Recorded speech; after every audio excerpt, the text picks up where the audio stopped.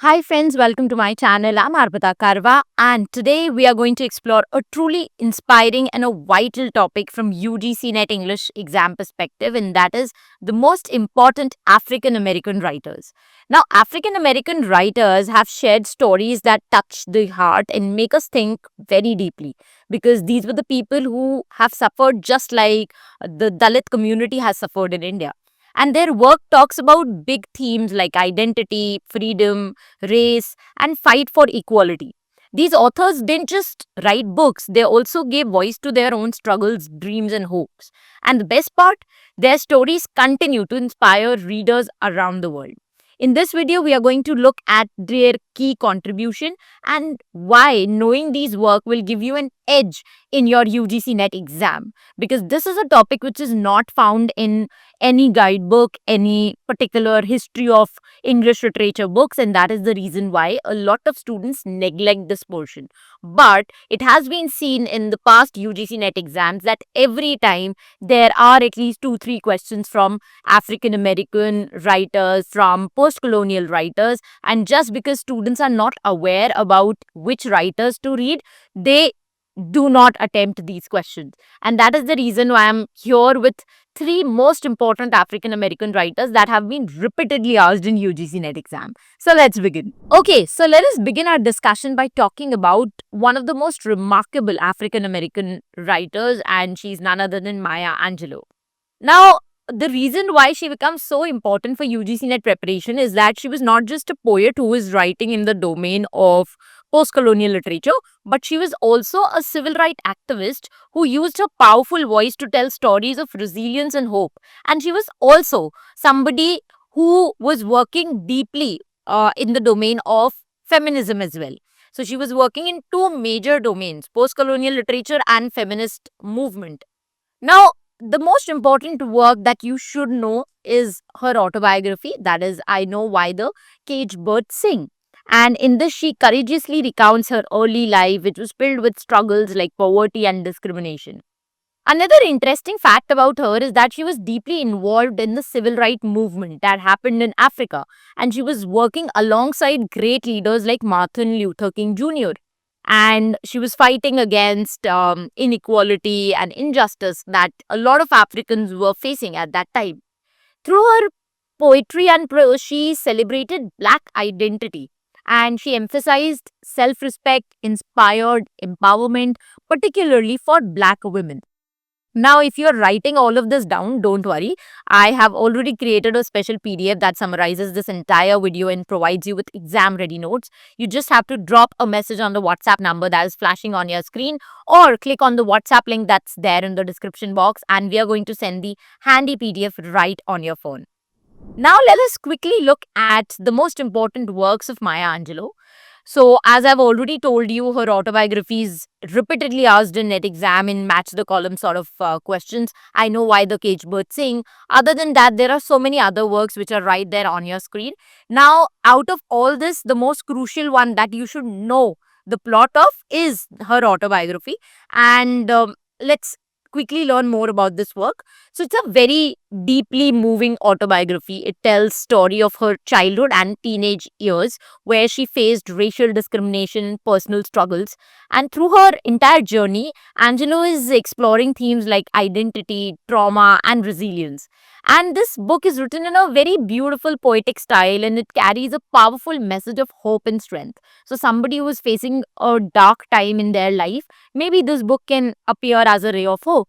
It's a landmark work in African American literature, and therefore you must know that it is connected to Maya Angelou. Okay, so the next important writer that we are going to discuss is legendary Toni Morrison. And here's why she's a must know for your UGC NET preparation, because Toni Morrison is a Nobel Prize winning novelist. Now, you must have seen that in UGC NET exams, a lot of times they are asking questions from the ones who have won Nobel Prize, Sahitya Academy, Booker Prize. Why? Because all these awards are given to legendary writers. They are given to people who have created their own niche in this entire world of English literature, and so has Toni Morrison. Now, if you look at her works, her themes are very similar to how Maya Angelou was writing. She even explored Black identity, talked about their history, community, and there was a special focus on the experiences of Black women. Now, if you look at Morrison's style of writing, which I'm very, very fond of, I keep reading her books, and she blends reality with magic realism. Now, magic realism is a topic that I've already discussed in one of my videos on YouTube. You can see the thumbnail of the video right on your screen, and I would really want you to watch that video because magic realism is another important genre from which a lot of questions are asked these days. Now, when she's blending reality with magic realism, we will find that Toni Morrison is using powerful symbolism to uncover very deep truths about history and human nature in general. And you will be surprised to know how, when she's talking about the culture and society of Africa, it is very, very similar to how we uh, see humans behaving in India. So you will see that human nature is same across different countries and continents. We are just divided by boundaries. Otherwise, we all are on the same boat. Now, if you look at her characters in her works, they are richly developed and they portray challenges, strength, and resilience of African Americans across generations when they were fighting against inequality and injustice.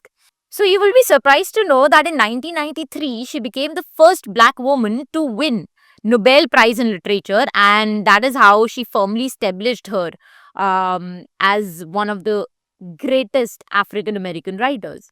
Now, I have covered all her works in detail in my online course, wherein we provide you animated video lectures in which the plot of all these important works are presented in a very, very fun manner using animations and graphics so that it can just stick in your brain.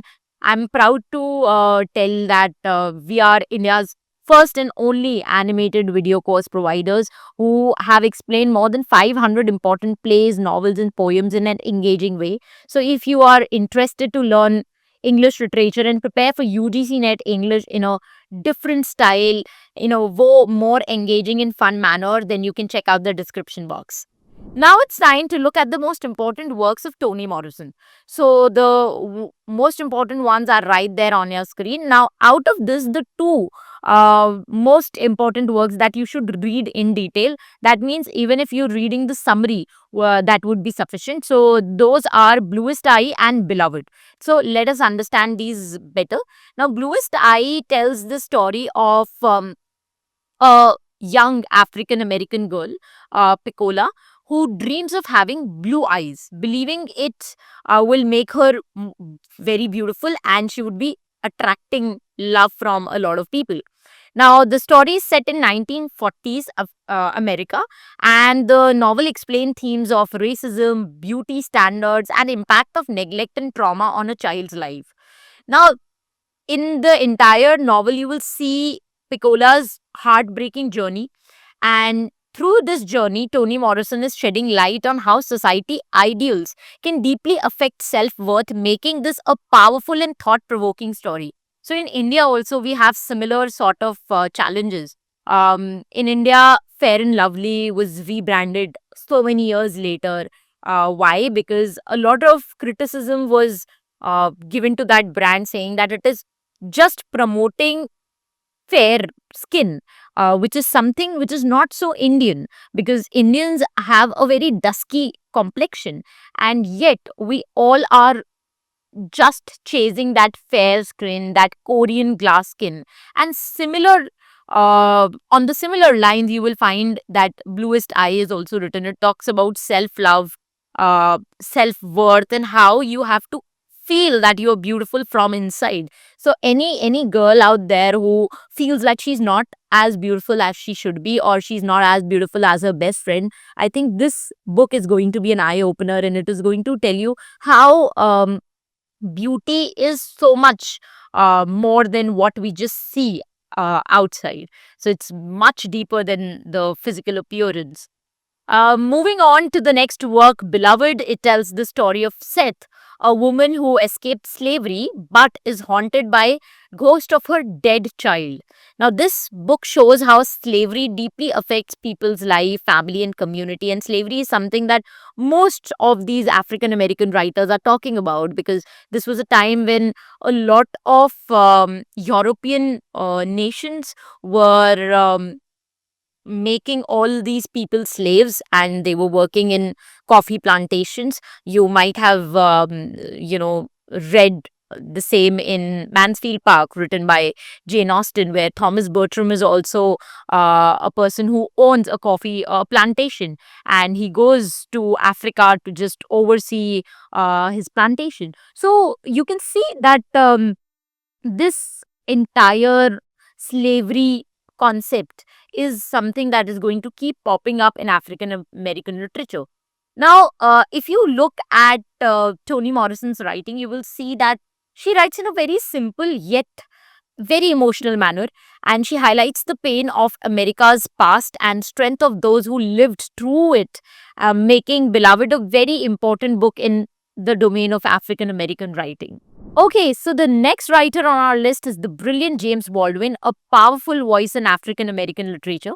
He was a novelist, essayist, and a playwright who was celebrated for his deep exploration of themes like race, sexuality, identity. And he grew up in a place called Harlem. If you remember Harlem Renaissance, which was a very powerful literary movement, I've discussed that in my online course as well. A lot of times they ask questions from this. So it is discussed in one of the modules, which is named as Literary Movement. And there you will see Harlem Renaissance as an important literary movement. So he grew up in this place, that from where Harlem Renaissance originated. And then he later moved to France in 1940s. And why did he move to France? Because he wanted to escape racial discrimination.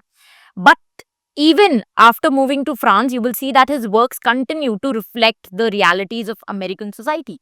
Now, if you look at Baldwin's essay, they are a powerful critique of American racism, and they remain as relevant today as they were back then. And that's the power of literature, that if you read Shakespeare, even after 600 years, 500 years, you will still feel that the same dilemma that Hamlet was facing at that time, even we are facing. And that is what makes literature evergreen, because it talks about human emotions which doesn't change over a period of time. Love, hate, jealousy, anger, these were emotions that people were feeling 2000 years back, and they are still feeling today, and they will continue to feel even after 5000 years. Now, coming back to Baldwin, his literary work, if you see, is very, very powerful. But then, beyond his literary work, he was also a strong advocate of the civil rights movement, and he was using his voice to challenge racial injustices and promote understanding between different races. Now it's time to look at the most important works, and that too, I have ordered them chronologically so that you can answer all those chronology based questions. So, out of all the works that you see on your screen, the only one that you have to read in detail is Go Tell It to the Mountain.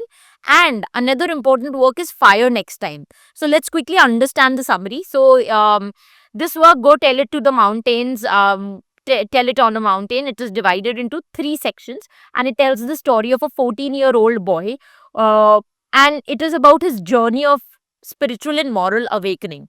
Now, this novel is set during Saturday night church service in Harlem, where the boy reflects on his struggle, faith, and his family. And this powerful story explores theme of religion, identity, and challenges of growing up, making it a groundbreaking work in literature. So, this was the first work. Another important work that you should probably read the summary of is Fire Next Time. Now, it is a collection of two essays where James Baldwin shares his thought on the history of racism in America and his hope for a brighter, more equal future. He is blending his personal experiences with broader social issues, and Baldwin calls for change and mutual understanding. And while I was reading these essays, I found the term very similar to how George Orwell was writing. I remember one of his very famous short story, wherein he recounts how a Britisher had to kill an elephant, and he was taken aback because पूरा वो post colonialism and how British soldiers were asked to dominate the colonized people. All of that narrative was there. And even in Fire Next Time, you will see a similar sort of tone where he's blending personal experiences with broader social issues, and his powerful and heartfelt writing urges all the readers to face the reality of racial injustice, making this book a key work in African American literature. So, this was the most important African American writers. Now, let's quickly look at some solved questions from this topic that have been asked in UGC NET English exams. So, the first one is right on your screen, and the correct answer is James Baldwin, Go Tell It on the Mountain. We've just read about this work. In this particular work, there's a 14-year-old boy who is having a spiritual awakening on a Saturday night at a church in Harlem. Okay, so basically, they've given the plot and they've asked you to identify the work. That's the reason why I keep telling you that just mugging up the names is not a sufficient exercise. You have to go beyond it. You need to know the basic storyline, and that is the reason why I emphasize that in my in my video course as well, online course, I try to give you all these stories in a manner where they are explained using graphics and animation, so that all these stories are there in your mind even on the day of the exam. The next is a match the column sort of a question where you have been given four um, writers, and then on the other hand you have been given four works. So out of this combination, we know that Mercy was written by Toni Morrison. Now you have to look at the options given, and we can very simply mark that the correct answer is A, because it is only in A that Mercy is paired with Toni Morrison. So match the column questions में आपको सारे अगर writers नहीं भी पता है और कुछ राइटर्स भी पता है तो भी आप बहुत अच्छे से मैच कर पाते हो. But said that, I have already covered the other ones in my online course. So because in YouTube video we cannot go beyond a particular time limit, that's why I had to choose three most important writers. But then the other ones that are there on your screen are also equally important, and they are covered in detail in the online course. Okay, if you're looking for more PYQs on this topic, you can check out my exclusive mock test series that provides you with 3000 plus topic wise questions. Plus, after every test you get detailed performance report and your ranking in the All India leaderboard, which will help you to spot your weak and strong areas. That's it from my side for this video lecture. We'll meet you very soon in the next video lecture. Till the time we meet next, happy learning, keep loving literature, and stay tuned to arpitakarwa.com.